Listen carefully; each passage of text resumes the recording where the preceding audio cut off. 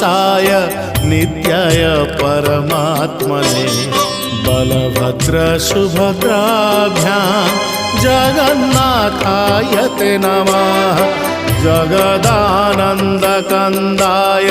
प्रणतार्तिहराय च नीलाचलनिवासाय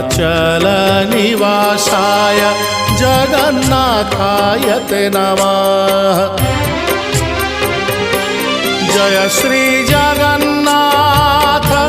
जय श्री बलभद्र जय सुभद्रा माता जय श्री सुदर्शन